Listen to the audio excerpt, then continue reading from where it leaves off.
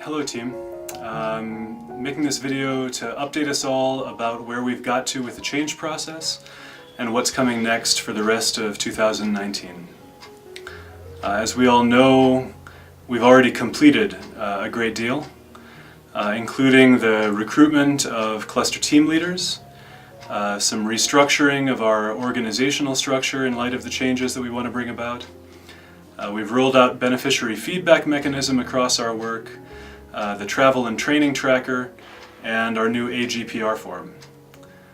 But the main things remaining have to do with something that's really at the heart of the change process, which is empowering communities through the bottom-up design of projects and our strategies. So we need to finish the new bottom-up cluster strategies. We need to finalize the process that we're going to be using to design projects in a more community-empowering, bottom-up way. And through all this, we need to be working to develop our next 5-year strategy and the general agreement and project agreement with Social Welfare Council for the next 5 years. So let me just talk us through the key things that we're going to be doing to accomplish all those goals. First, let me talk about the cluster strategies. Since January, every cluster team has been working with support from PST and other key stakeholders from Tapatali to develop a cluster strategy. And at the root of that is a participatory process that lets communities themselves analyze the system of poverty that they're in and set a vision for how to come out of it. The drafts of those cluster strategies are going to be finished this week or next week, and will be shared for feedback with PST stakeholders and other key stakeholders. We'll incorporate that feedback and aim to finish the cluster strategies by the end of May, so that PMC and LTC can review it in their meetings in the first week of June. And that's the situation with cluster strategies. And then we come to bottom-up design of projects.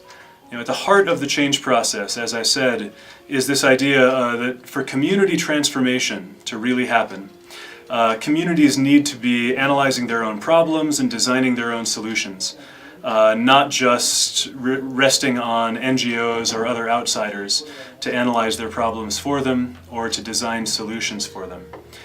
Every UMN project, potentially, is a chance for communities to practice those skills, if our own systems for project design give them that opportunity.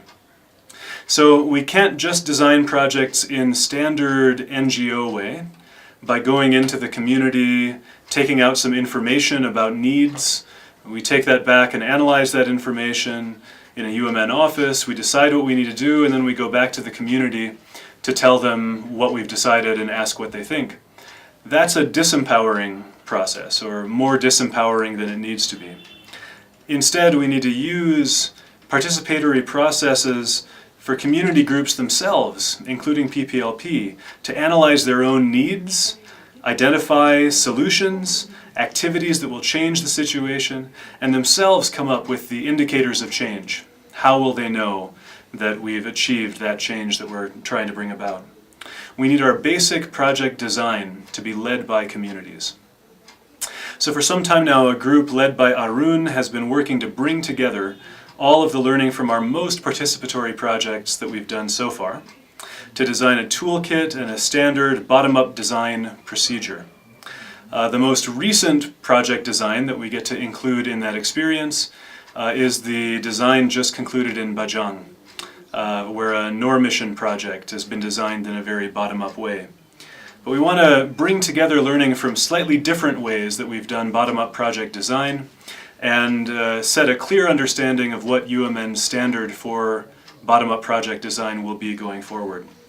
And that'll be at the heart of a new project manual that we write as UMN. A standard manual for project design and implementation so that we're all working from the same system when it comes to designing projects.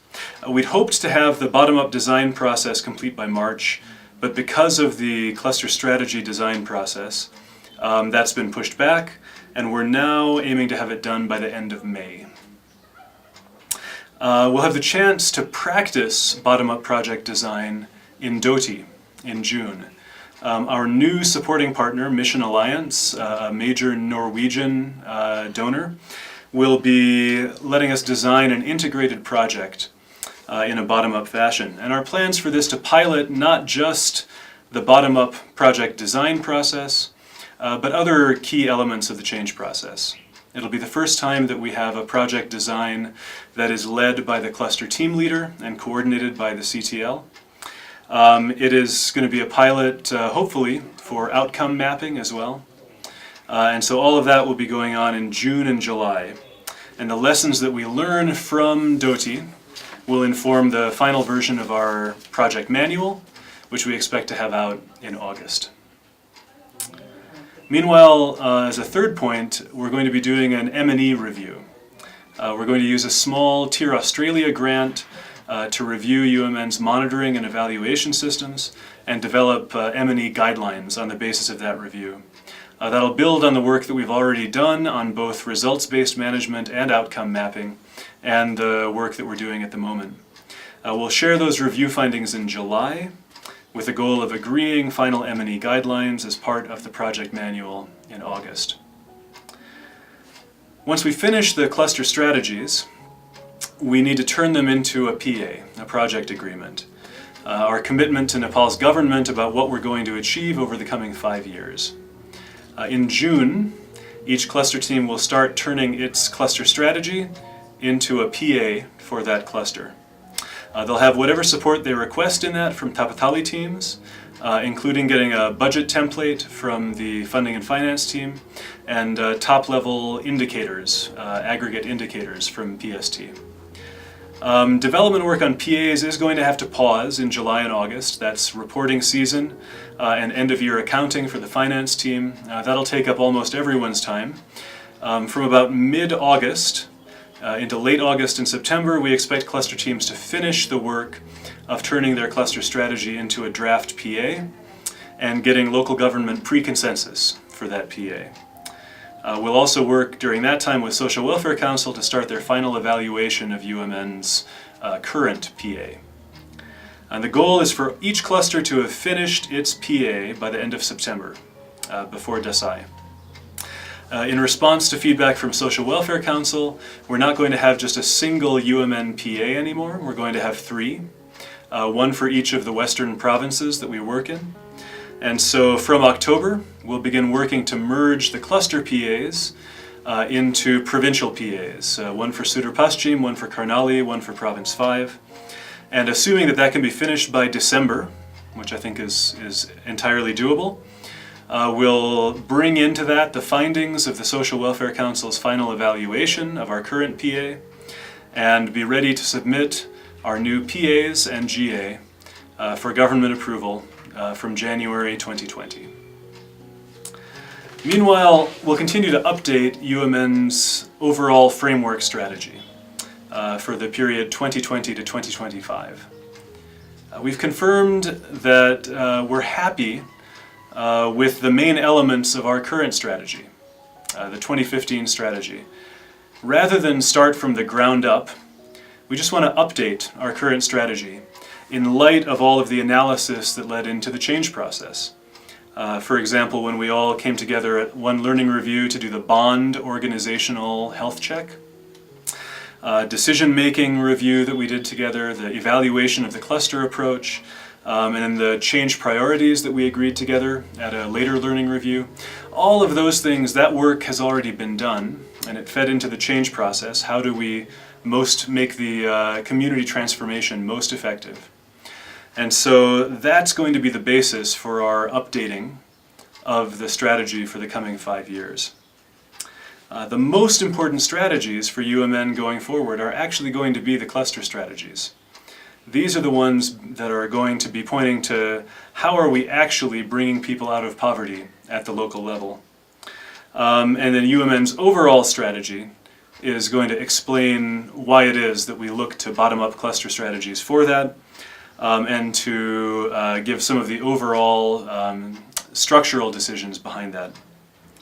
And as LTC updates each section of the UMN strategy, we'll give all staff and partners a chance to comment and feedback, to give input on it, to make sure we're staying on the right track as we update our strategy for the next 5 years. The first strategy section, Theory of Change, was already shared with all staff and partners for input. By early June, we'll have the second section, the Program Strategy, ready for input. And in September, we'll share the third section, which is Strategic Objectives and Indicators.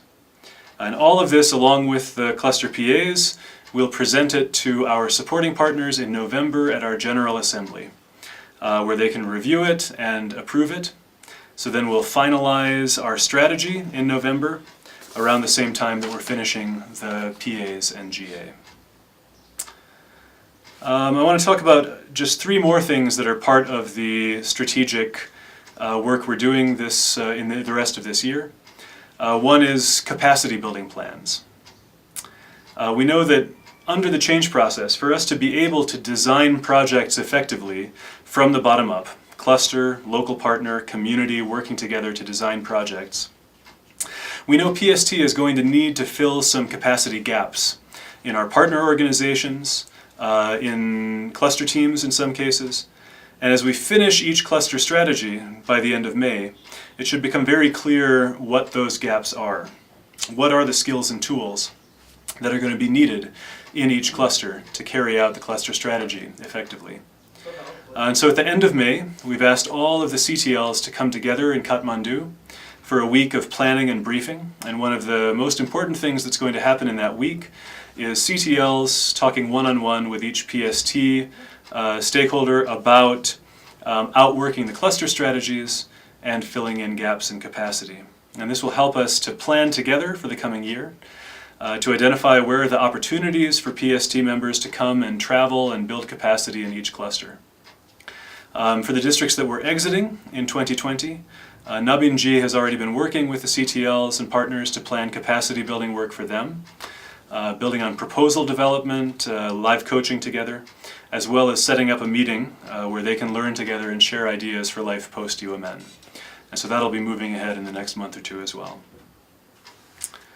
A 7th point I want to talk about are the areas of excellence. Each technical lead has agreed an area of excellence. Those have been shared by email with all staff. These are going to be areas where we expect UMN to excel and to become real technical leaders in Nepal. And as the cluster strategies are released for feedback, we'll be able to see where in each clusters are the most promising opportunities to develop UMN's capacities in each area of excellence. And of course, this will also be something that's talked about when CTLs and TLs come together in the meetings at the end of May. In June and July then, each technical lead will work on a plan for their area of excellence. How are we going to use the opportunities that are revealed by the cluster strategies to grow and develop our technical skills in that area? Where's the research that's going to help us further develop our impact? And by the end of July, we'll have plans for each area of excellence developed. And finally, the 8th point I want to talk about, we want to have a clearer understanding of UMN's Christian identity and what it means and what it doesn't mean. LTC for a few months now has been discussing some key statements around UMN's Christian identity to make sure that we're all on the same page when we say, what does it mean that UMN is a Christian development organization working in Nepal? We've shared those with supporting partners in the board. We shared them last month with cluster team leaders as well, and they made the excellent suggestion that the most useful format for them would be a frequently asked questions format, where we take the actual questions that people are asking around UMN's Christian identity. For example, why does UMN use the phrase "to make Christ known by word and life" in our mission statement? Why do we use Bible verses in our publications? Does UMN promote Christianity in Nepal? These are all questions that anyone who's traveled to the cluster or to a government office here in Kathmandu has heard at one time or another. And we're going to draft some answers to those frequently asked questions, share them all with you for your feedback, and finally translate them into Nepali so that we're all as ready as possible to give good, consistent, true answers to the question of what it means that UMN is a Christian development organization. So I've thrown a lot of months at you, deadlines in this talk, and I'm going to share in the email that this comes with this video. There will be a document that includes a timeline. So you can look month by month, what's coming due when, on what dates. If you've got any questions about any of it, please do get in touch with an LTC member. We'll do all that we can to make things clear. And if you've got any concerns or think that we're going off track in terms of the change process goals, please let us know. If you think that what we're doing is making it less likely that UMN will be increasing our grassroots empowerment, increasing our focus on impact, and increasing our ability to do integrated work, please let us know. I'll also share in the same email an update on the LTC objectives. You might remember that in August last year, leadership team set some objectives for ourselves for the coming year. And you can see how we think we're doing at accomplishing those objectives so far. And as always, we're very grateful for your feedback, especially if you think we're overlooking anything in what we share. Thank you very much.